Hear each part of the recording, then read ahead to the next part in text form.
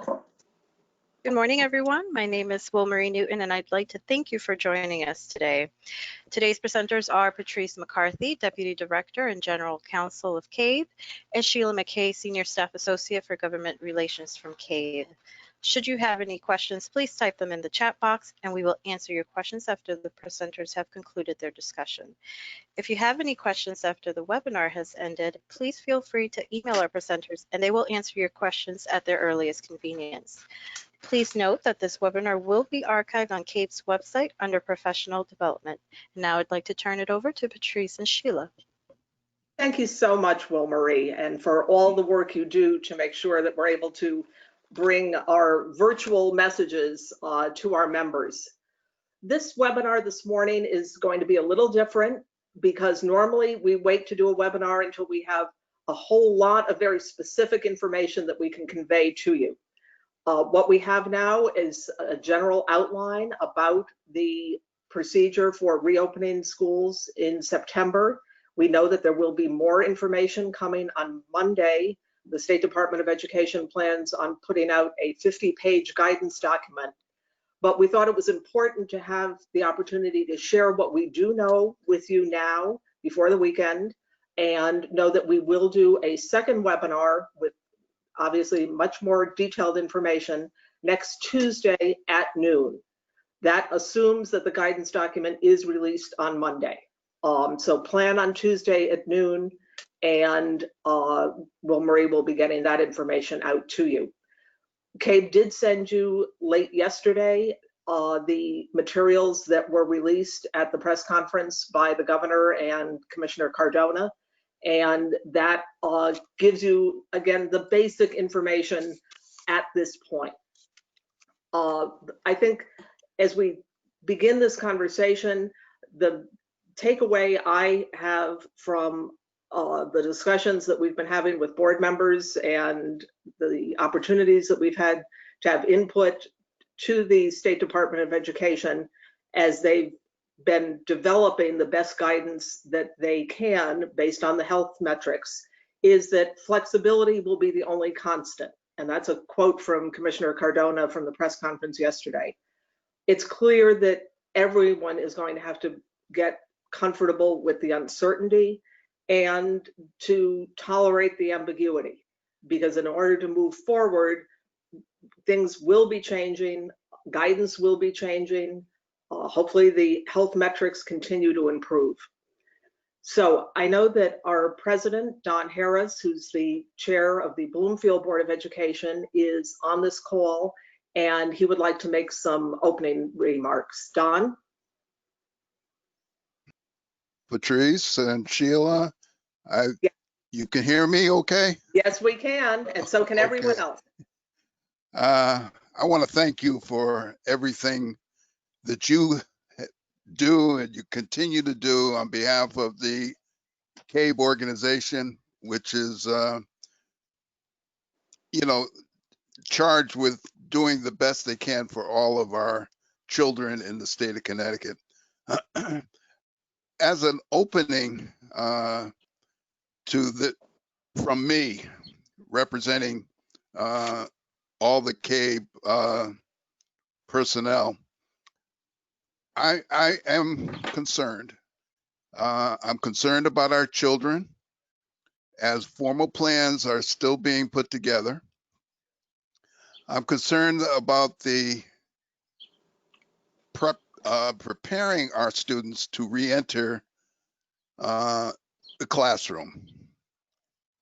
They have gone through so much change in the past 3 months that the social, emotional status of our kids have really got to be a concern.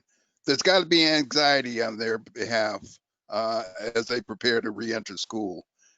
They've gone from classroom face-to-face to distance learning, and now they're being prepared to go back to a different form of face-to-face that will include masks, social distancing, again, no cafeteria, So I'm concerned about nutrition and will some of our kids that we really need to watch out for get the proper nutrition. And I mean, and I know coming from the parents, coming from the staff, the questions out there, is the environment safe? Will we be having sports? Can I touch my friends? Can I hug my teachers? And just the whole issue of nutrition, it's monumental. To say nothing of the fact that we've got to be concerned about, as I told my town council here in Bloomfield about 4 months ago as we were working on the budget, money is going to be critical, really critical. Most schools have one custodian that goes about the business of keeping the school clean and answering basic emergencies on a day-to-day basis. However, we now have to really focus on sanitizing all day long. So we're going to need more custodians. We're going to need more teachers. We're going to need more staff. We've got to be prepared to do whatever it's going to take on behalf of our children. And those are just some thoughts in my head. I don't mean to take up any more of this, but I'm glad to be going back to school. But there's just a lot of questions out there. And we as Board of Education members, it's critical that we know what's going on because we are the ones that are on the firing line along with the superintendents and the teaching staff. Thank you, Patrice. John, thank you very much for that message. All right, Sheila and I are now going to hit on some of the major issues that we know are of concern to you. In some cases, we can give you some guidance based on what we know at this point, and in some cases, we'll be deferring until we have the additional guidance from the State Department of Education. So Sheila is going to take the first group of topics.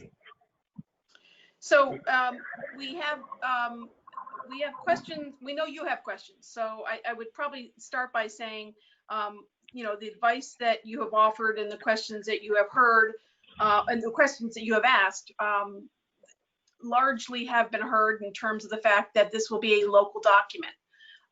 Yes, you still want some state guidance, but we know that many of you have long said one size does not fit all. So recognize that has been heard. Some things will be mandated, like masks. Other things are not mandated. As I said, it will be local control, local institutions of making some of these decisions. We do know that, you know, there'll be, as the commissioner has said and the governor said as well, I believe, you know, this is two months out now. So the fact that you will have changes in those next 2 months from what you think you might be doing today is appropriate. And the fact that after the first day of school, things might change. So expect, as Patrice said, a level of uncertainty and a level of ambiguity. We know that we expect the document on Monday, as we've said, and we know that the plan will be coming forward to you then. Patrice, do you want to take the next section there? Hi, Ballbreaker. I have a 1020. But Bob, you need to mute yourself. So in terms of things that we know are required, masks to be worn by students and staff. Teachers would not have to wear masks if they can maintain social distance from students while they're providing instruction. There had been discussion about a number of other health measures, such as temperature screening. The best medical advice currently is that that really does not necessarily identify accurately students who may even have a fever, because young children, it's not always an accurate measure. Students who have been standing outside in the sun are likely to have an elevated temperature. There had also been discussion about should there be testing of students. And again, the Department of Public Health recommendation is that that would not be a requirement, because in fact that can give a false sense of security. You can have a negative test result on Monday, but on Wednesday, in fact, you might have contracted the virus. There has been guidance that in terms of sanitizing, there apparently is some fogging or misting technique that is being promoted by some cleaning companies. Guidance came out from the Department of Public Health earlier this week saying they believe that is not effective, and in fact puts particles into the air that may not be healthy for the individuals that then come into those classroom environments. Social and emotional learning, Don Harris mentioned that. And I think one of the things that's very important to remember as you prepare to return to school is to address the social and emotional needs, not just of the students, but of the staff as well. That the analogy has been made, when you're on an airplane, you're told to put your own oxygen mask on first and then help a child that's with you. And similarly, we need to make sure that our teaching staff is prepared and comfortable with and have been able to process the challenges and traumas that they have been through in these many months. One suggestion I made, there's a social and emotional learning collaborative that met just earlier this week, and you all have a limited amount of professional development time. My suggestion to the legislators is that they provide a one-year waiver from all of the existing very specific professional development mandates. Not that those topics are not important, but we have to prioritize. And if there was a waiver from meeting those requirements, the focus could be on professional development around social emotional learning, around distance learning strategies, and around dealing with issues of racial intolerance. And it seems that that would be the best way to support our staff and therefore our students when they return to school in this new environment. Sheila, do you want to talk about buses?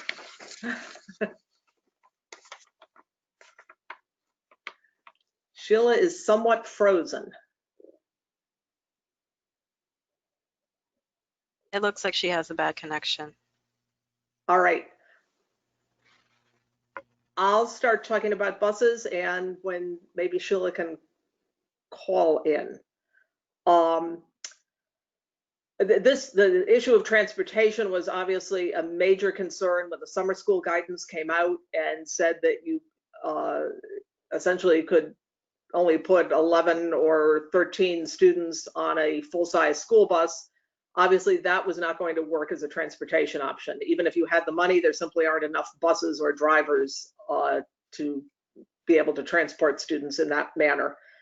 The guidance now is that if the health metrics stay where they are, if the infection rate stays where it is or improves, that you should plan on essentially full capacity on your bus routes.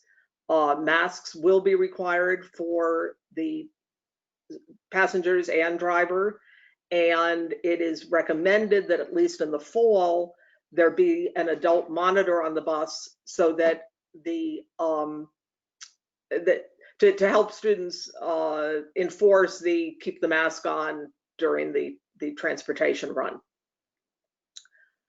There haven't been any details yet in terms of what type of sanitation will be required of the buses, but I expect that we'll probably see that on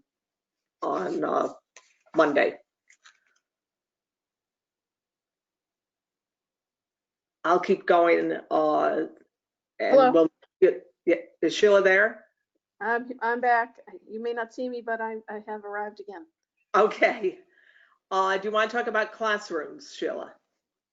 Yes. So folks, the phrase that was being used by the commissioner in his conversations regarding this, where he talks about physical distancing or social distancing as we know it. So it would be requiring social distancing as much as possible to prevent COVID community spread. So we don't know if it's still going to be a 6 feet rule. We understand that your classrooms are various shapes and sizes. We do know there are conversations or have been good conversations around tossing out rugs, tossing out bean bags. We do know that they're looking to use other rooms. We have heard that you may not be eating in the cafeteria. There may be box lunches, or you may have the opportunity to eat outside. We do know that if you don't have as many students coming in, you may have you have a need to continue the distance learning. If that's the case, you're going to be needing more teachers, obviously. The way in which some schools circulate or move around the hallways, they're talking about maybe you all looking at having kind of one-way traffic. So that's another avenue with classrooms. The biggest conversation that has been released so far is this idea of cohorting. Cohorting with the kids in that classroom. We had a question come through earlier from one of your school board members saying, well, wait, does this mean they'd have to have a cohort on a bus? That's not the intention from the way we read the limited slides that we read at the moment. The opportunity really here is to limit the spread. So what they're trying to do is keep as many kids together for as long as they can keep them together. So that would mean during the school day, in school. I believe that's it in terms of classroom, Patrice. I can go ahead to distance. Yeah, let me just add in terms of classroom, we do know from a briefing that the commissioner provided that the school construction experts at the state level are already talking to those districts, primarily the alliance districts, I believe, that have some of the largest student populations, to look at their buildings and give guidance as to what modifications might be made, what additional space might be reconfigured, with the idea that there would be the opportunity for state support to make those building modifications. Yes. So go ahead and talk about distance learning. Okay, so as you can imagine, distance learning is here to stay, and big thanks to the staff and teachers, administrators that had to scramble, I'll say. Maybe there are better words to use that, but that really were able to get a system up and running for the students. We know that while districts provided some professional development to teachers prior to this beginning, there's a need for more professional development for distance learning. I am sure in the weeks as it went on, the teachers learned more and more, but they're asking for more guidance as well. So know that professional development is necessary. As I mentioned earlier, we expect there will be a need for more teachers. The article in today's Hartford Current mentioned the town of West Hartford saying if they hired one more teacher in each of the schools, that would be 16 teachers, close to $1 million. So, and that's just one more teacher per school. There was talk, and I haven't heard anything lately, on certification changes to create more teachers. I Can't honestly tell you where that stands at the moment. And then, what we know is distance learning certainly involves the hardware, the devices. It involves connectivity. There are big instances of many students not having the devices and many students not having the connectivity. So this gets again at equity, which is, completely runs throughout every scenario here. And then we need to think about what it means to attend school and those policies on attendance. And as Patrice has made a point of saying this all along because of her work looking at the European models and different European countries, that parents may not be comfortable at the moment sending their kids to school, and they still may not be comfortable as school starts. But maybe shortly thereafter, they may become more comfortable with the idea as maybe positive reports come back from the classroom. So, what does it mean to attend at home as it has meant in the spring? So attendance policies. And then Patrice, the next is yours. So then the next question is, what happens if we reopen school in September and the health metrics go in a negative direction? What happens then? And the guidance yesterday was that there would be specific state guidelines in terms of, at a certain level of community spread, you would need to enhance your cleaning and sanitizing protocols and reduce the concentration of students, and that there would be a continuum at some point it would trigger the need to move back to a complete distance learning environment. We don't have those specific metrics yet. Again, I think we will see those on Monday. So with that, let us stop and take your questions. And I think, Will Marie, I'm not able to monitor the chat box, I don't think. So if you give us any questions. Absolutely. And you may have already answered these, but I'll read them off. Okay. So the first question was, what do we do when guidelines are directly counter to district policy? Great question. Again, to the extent that it is guidance, you will look at the guidance, you'll get the advice of your local health officials and your superintendent, and then determine, do you utilize your policy? Any policy that is in conflict with the health guidance at the time, you would probably need to suspend that policy during this crisis. Our next question is, will the schools be able to use parent volunteers such as room moms? I know some states have decided to suspend the use of volunteers for the upcoming school year. That issue was not addressed in the information we received yesterday, and so I don't know the answer to that yet. It may be addressed in the guidance. Okay.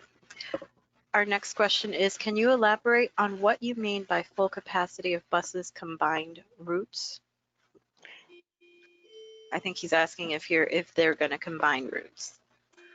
I don't know about the combining of routes. I mean, the direction is simply that you can run your buses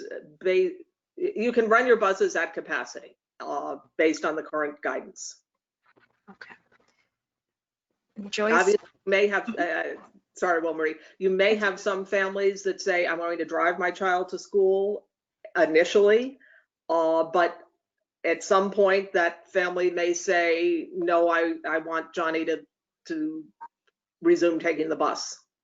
Yeah, and Patrice, if that's the case, if there are more drivers coming to school, you want to maybe think about an additional staff outside to make sure traffic patterns.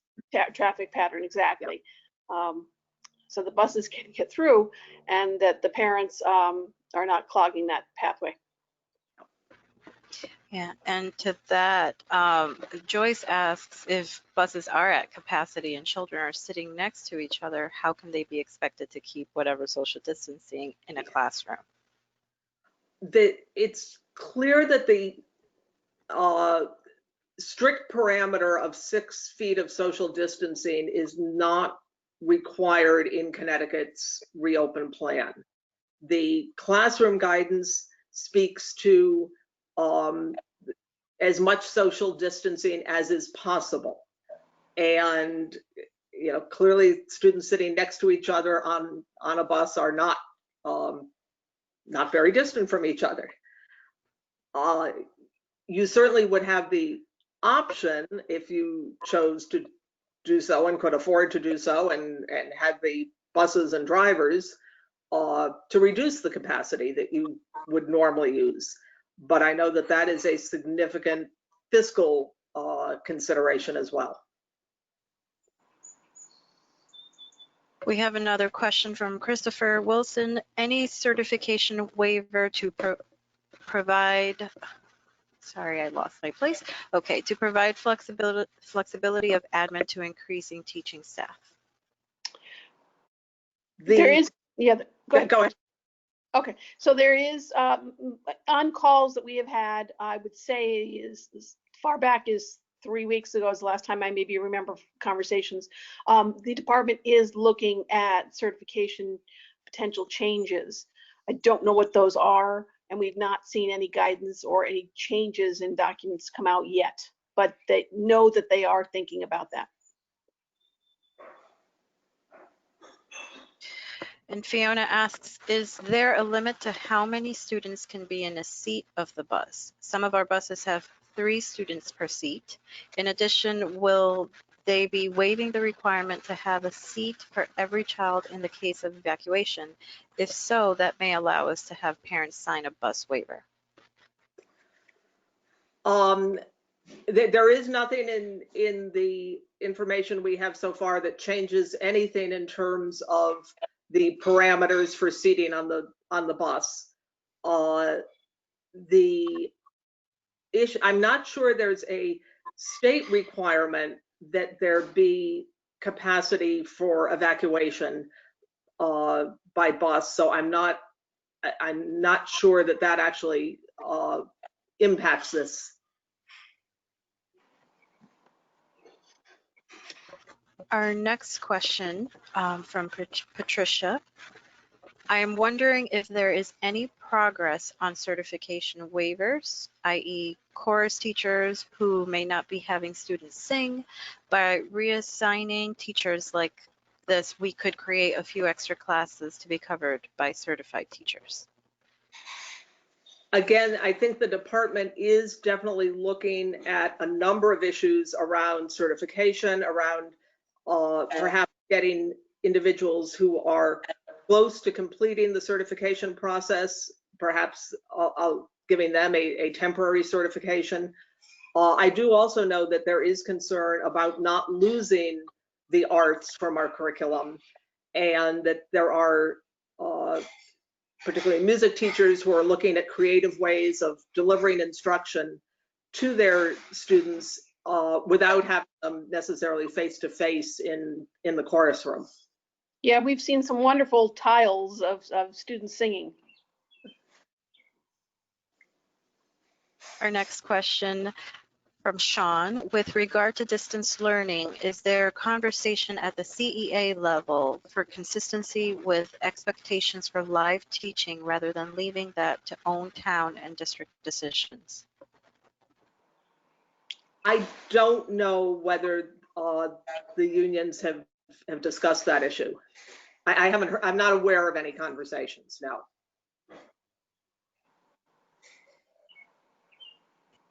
Tara says, it was mentioned that missing devices may be considered ineffective or even perhaps unsafe.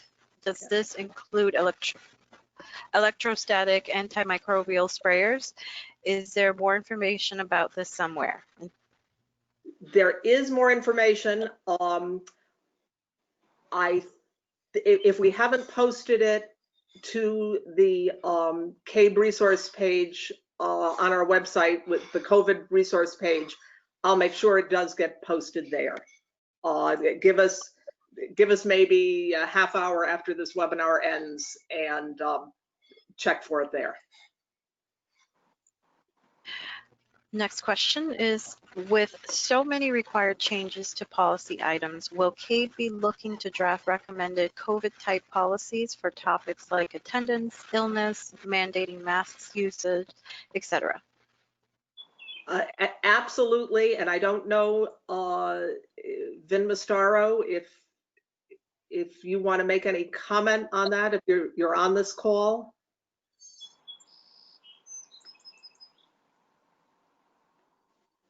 Then you are muted.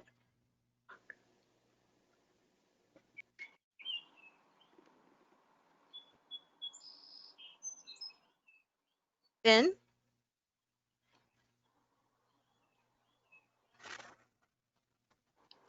He may not be with us, Patrice. Okay.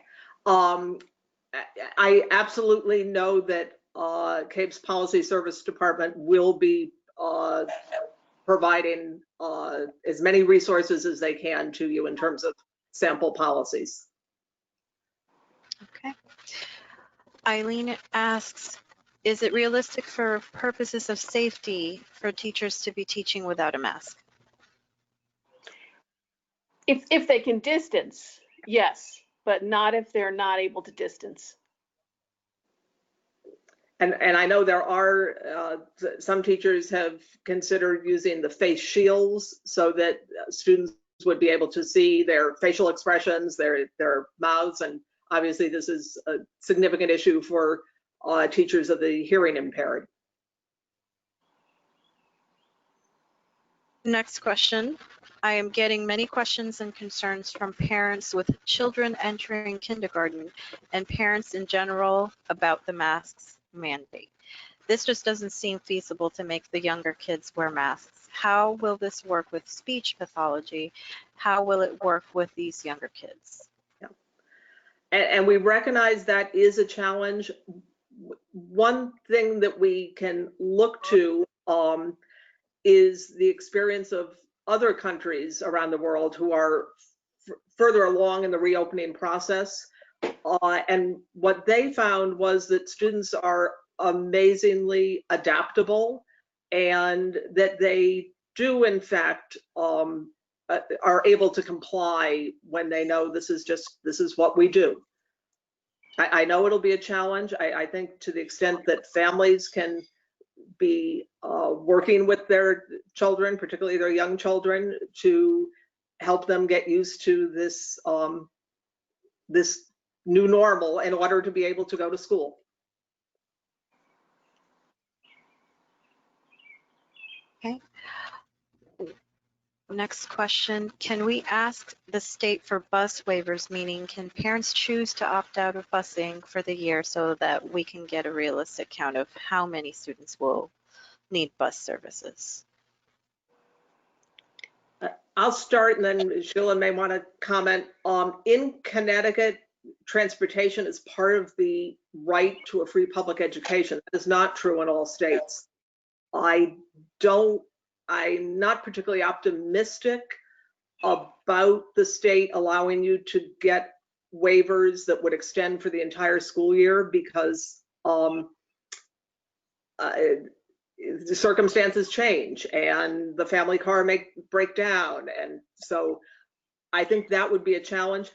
That there will be, I'm sure, the natural spacing in that since it's unlikely that every child will use the bus, you probably will have some empty seats, at least as school reopens. Yeah, the only thing I would add, which was Patrice really did mention, was, if the car does break down, you typically might have said, oh, let me quickly call Janie's mom and she can get in the car with them. Well, that's probably not going to happen anymore. So, or happen less, I should say. So yeah, they need to have that bus available. And if they sign a waiver and, the bus doesn't come that way, then, that you can't turn around a waiver as quickly as you think you can in terms of, all of a sudden at 8 a.m. you need the bus again. Meg's gotta ask, well, she says, I am wondering what the state will offer for financial aid. I did not see a firm commitment from from Governor Lamont. He mentioned monies like ECS and also COVID money. I absolutely agree. I was looking for a firm commitment from the governor, and I did not see or hear that either. I know the department is prioritizing in terms of the COVID money they've received from the federal government. They're prioritizing social and emotional learning supports for districts, as well as technology and a distance learning curriculum that would be available statewide. I think that what the governor, I did hear him say, is that when local districts will be submitting their plans by July 24th for school reopening to the State Department of Education. The department is not going to approve those plans. They just need to have that information. That is going to include the cost estimates from local districts. So when we have those cost estimates, that's going to be the point where we need to advocate for the resources. In terms of the facilities issue, I did sense a greater commitment by the state to try to address the costs of reconfiguration that will be required in some of the buildings. I recall a question in the last couple of weeks with one district saying, you know, we need to make room, and this, you know, they understand that they don't have the room to make room. So if you take the desks out, where do you put them? So they're now talking about storage fees. You know, we certainly hope that that's not something that needs to be considered a storage fee, because that's just an additional expense. Next question. Can you tell us more about efforts to suspend state-required PD next year to free up time? What are the chances? And what can Board of Ed members do to help? And how much total time are we talking about? Great question. What you can do to help is contact your legislators, talk to them about, they will be convening in special session, and I'll let Sheila speak to that, but contact them, tell them that it's so critical to prioritize the limited amount of time so that teachers are best able to meet our student needs in this unprecedented environment. Sheila, you want to talk about the special session? The special session at this point has not actually been called, and that's the term, calling a special session. And in a call, they would say what topics would be debated or would be drafted to be debated. At this moment, there are conversations around creating an absentee ballot for the November election, and dealing with the racism issue and the police brutality issue in the state of Connecticut. We have not yet seen that call come out. Whether it would include more information around actual going back to school and the education component, we don't know at this point. But they're looking at possibly, from what I've heard now, the third week of July for that, for them to go back into session, which again is fraught with how do they do that, you know, the process of all that. But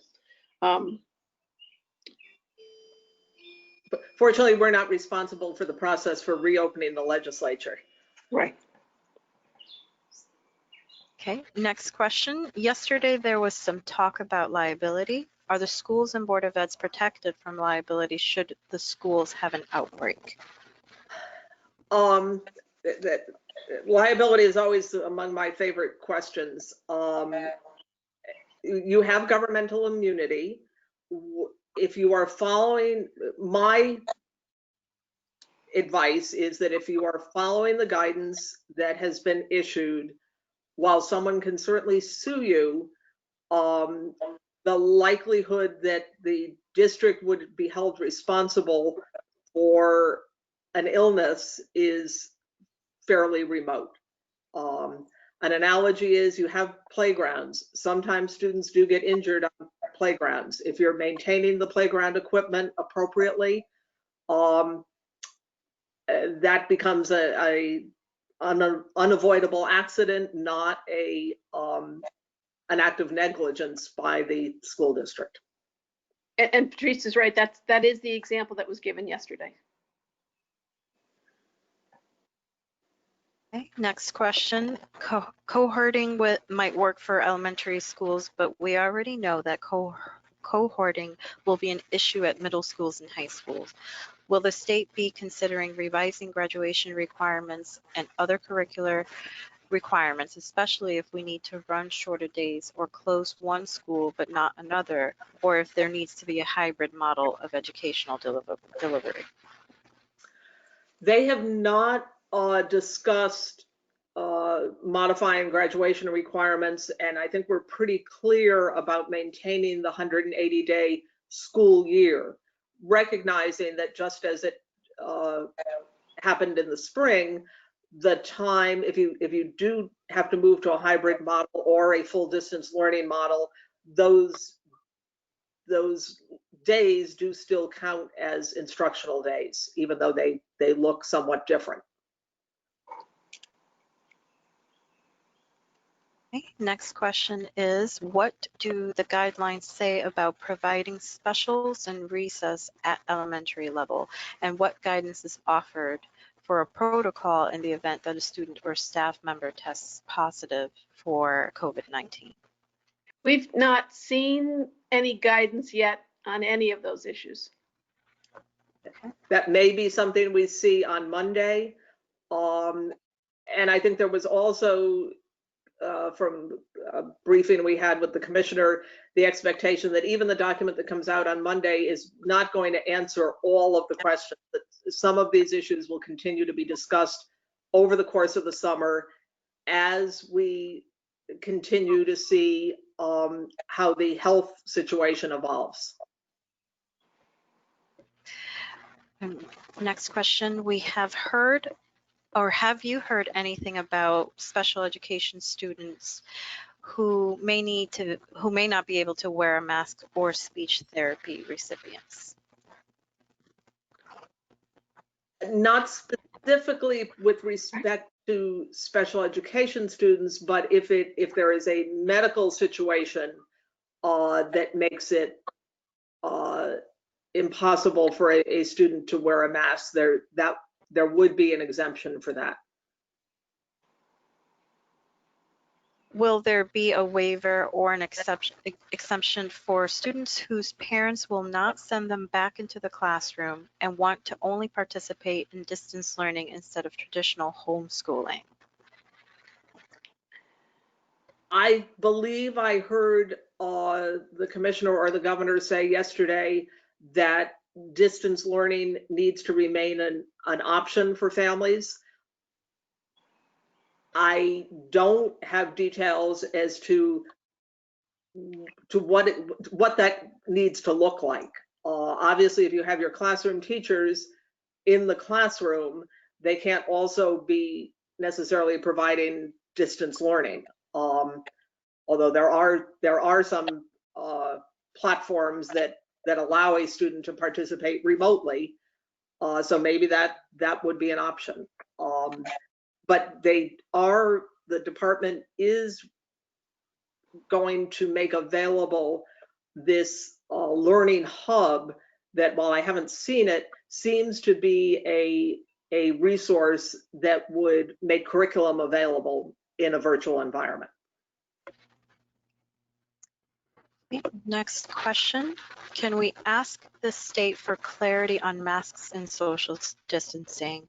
It seems the CDC guidelines say masks when you can't social distance. We need to be able to assure parents their children do not have to sit at a desk with a mask on all day if the desks are 6 feet apart. That's a good point, and we will certainly put that on the list of things to discuss. Okay, next question. Most schools are going to to open on the last week of August. Is the state considering changes to the first days of school opening and week-long vacations throughout the year? As far as we know at this point, those will remain local decisions. Okay, next question.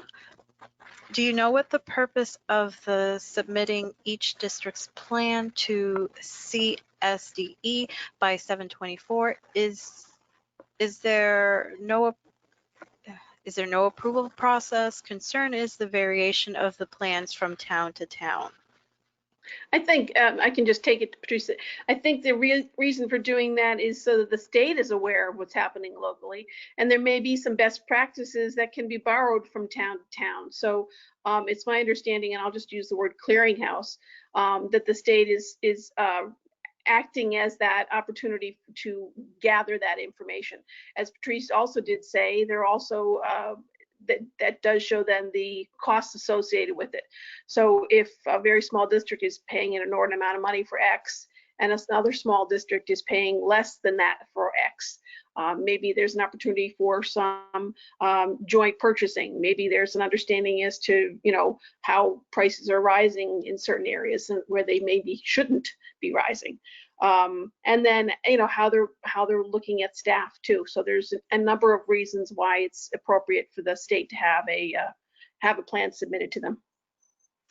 And I would just add that while individual districts are required to submit their plans, there's nothing to preclude conversations from continuing to happen on a regional basis. We know that the superintendents gather virtually in the various regions, and I don't know that there has been guidance yet from the department about reconvening the regional advisory teams, but that structure is in place to allow these conversations to happen on a broader basis than within an individual district. And I know many of you have already put in place, and some of you have had in place for 2 or 3 months, reopening committees and making sure that those committees include a variety of disciplines in the school building, and particularly including school counselors, as well as parents, and to the extent appropriate, students, because a lot of the success of reopening will depend upon good input as well as good communication as to what the protocols are going to be. Next question. Are middle schools mandated to have contained classrooms with teachers traveling between classrooms if necessary, or is it discretionary? Any mandates at the high school level? The cohorting is supposed to be for elementary and middle. I don't know about contained, but and there's been we've received no notification in terms of whether teachers would be traveling from class to class. We don't know that yet. And I think that would be a local decision. Okay. Next question is, have there been a lot of communities where unions are looking to open contracts for COVID concerns? I believe there have been communities that have entered into MOUs, memorandum of understanding, in other words, addendums to existing contracts. I'm not aware of any yet that have reopened a full contract. I don't know if Rebecca is on the call. There I am. Hi there. Great. Hi, Rebecca. Hi there. Good job, guys. This is great stuff. We have not heard of, and especially not from the union side, them asking to reopen. I imagine that you will see more of what you saw prior, as Patrice mentioned, with MOUs and MOAs, and looking to talk around those things. But as far as reopening, more on the district side, looking for conversations around dollars and cents and possible concessions, but we haven't seen anything happen yet.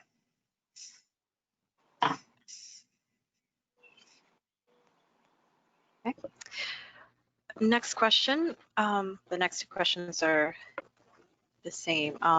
Is the state going to buy PPE for schools, or are we on our own? I think I know the state does not plan to actually purchase PPE.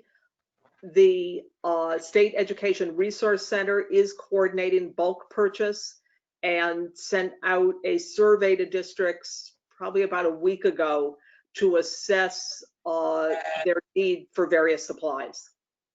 At one point we heard, and this is probably 10 days ago, I'm going to say, that 87 districts have availed themselves of the bulk purchasing opportunity.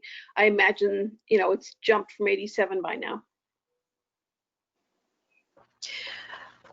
Next question. We have heard from parents that they will not agree to the mandated use of masks.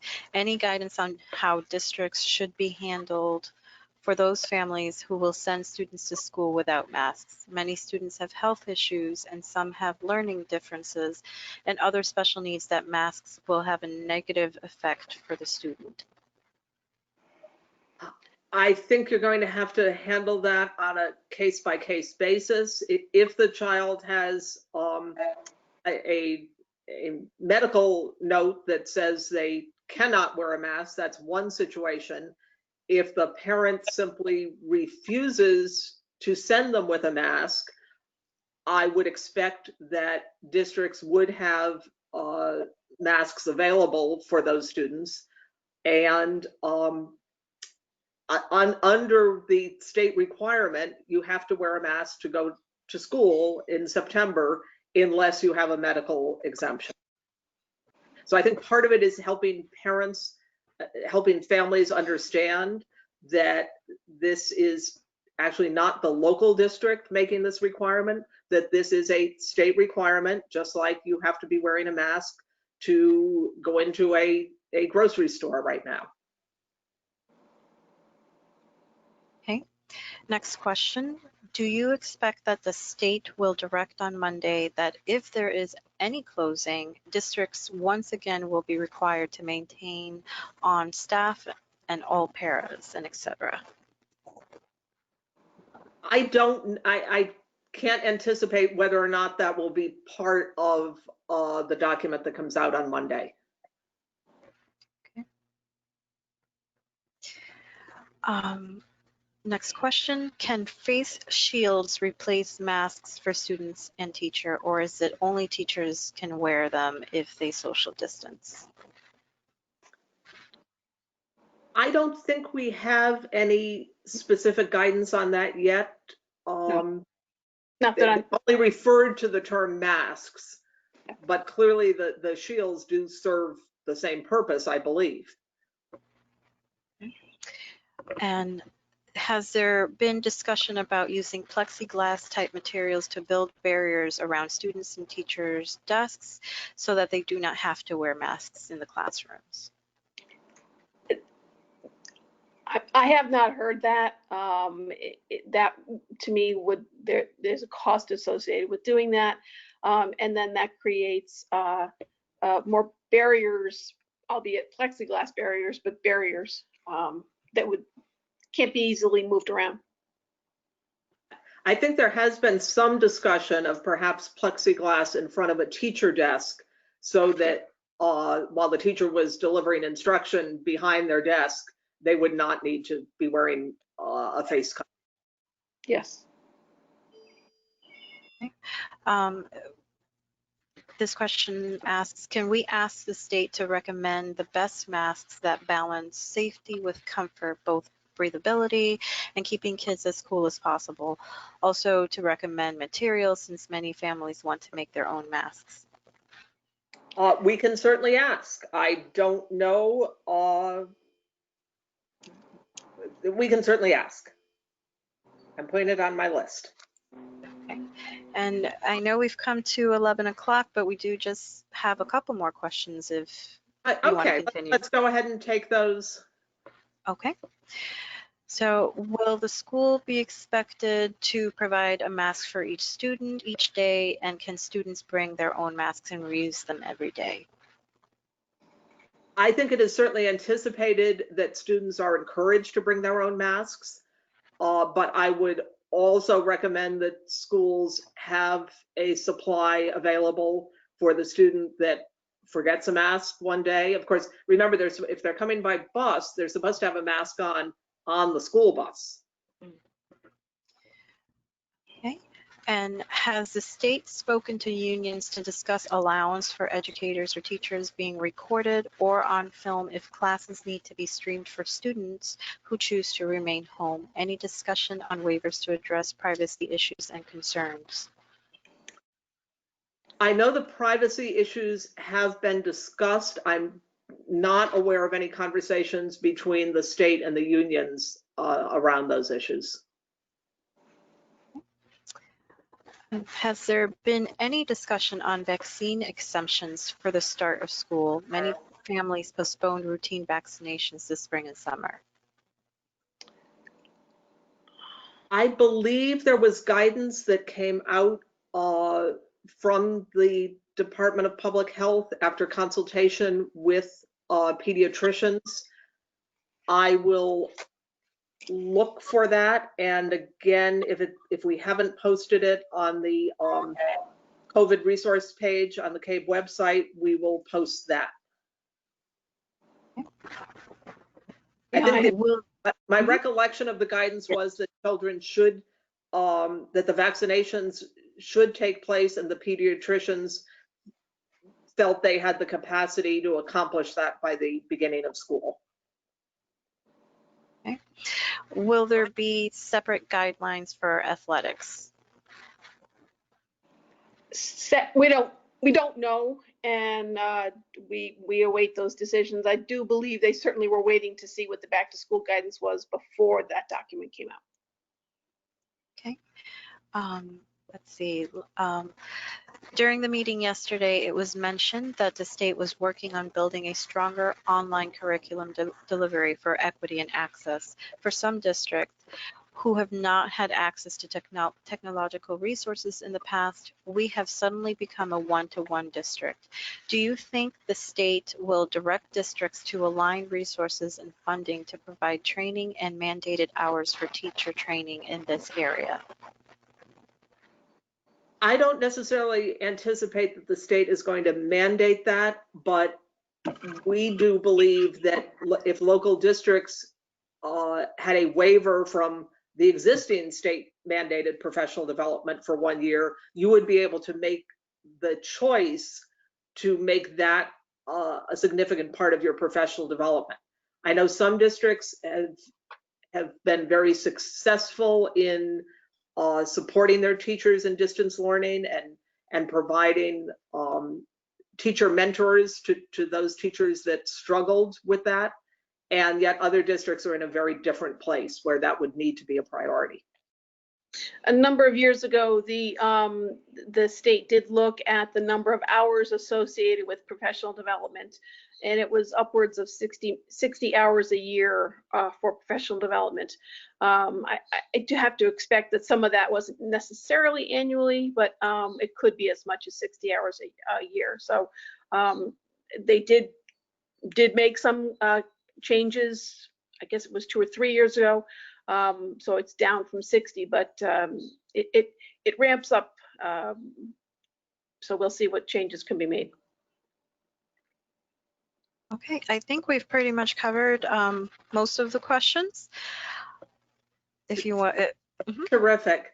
Thank you very much, Will-Marie, for your help with this, and to everyone on the CABE staff. All the work and information that we have been providing you is a result of a strong CABE team, and we very much look forward to speaking with you again, planning on Tuesday at noon, when hopefully there will be answers to more of the questions. And I'm sure between now and Tuesday, you'll come up with another lengthy list of questions. Do feel free to email either Sheila or myself if there are additional issues you want to raise. And I see Bob Rader has joined us. Bob, do you have any concluding comments? I missed a bunch of this. I was getting a cavity filled, and believe me, I wish I could have been on the webinar. I heard a number of the questions at the end. Great job, Patrice and Sheila, and thanks to Will Marie, and thank you all out there. I see we have a lot of people, but I know that Patrice and Sheila in particular will give you as much information as we can on Tuesday. And as Patrice did say, your questions are really good, so keep them coming, whether it's to us or to your board chairs on the listserv, because they help us in our questions and they help you help each other. With that, we wish you a pleasant weekend. Stay safe and healthy, and we look forward to seeing you soon. Thank you.